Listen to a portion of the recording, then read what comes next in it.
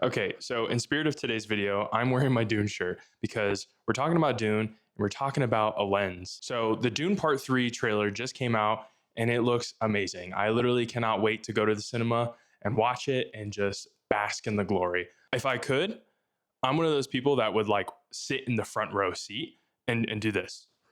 The lens I'm talking about, I'm not sure if it's ever been used in any of the Dune movies, but it's a lens that I've used because I like the character that it gives off. And it does give me like a Dune-ish vibe because they're very prominent lens flares and they're orange and they're very like orby, like they have a lot of orbs. And there's a lot of softness in the lens, especially if you're shooting it wide open at like f1.4.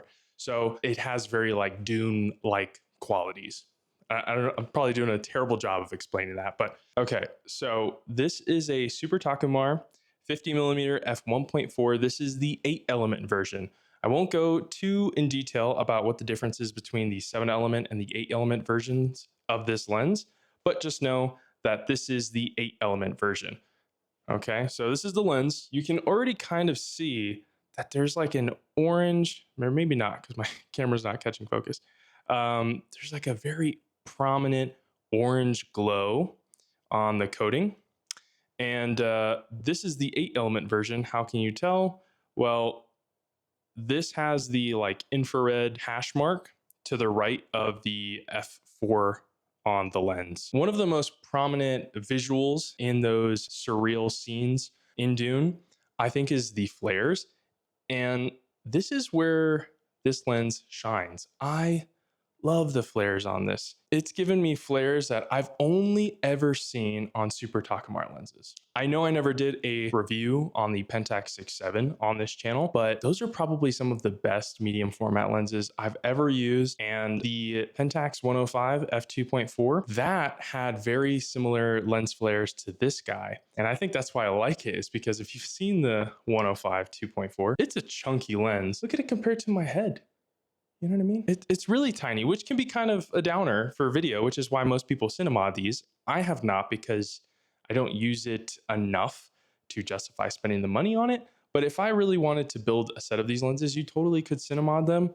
And I've seen even services now that exist that you can get them rehoused. Let's swap out this lens. I have this earth adapter here that just goes from M42 to Sony E-mount. And then I have a series of 3 step-up rings, which kind of makes it look a little goofy. With this, we are ready to throw this guy onto our camera.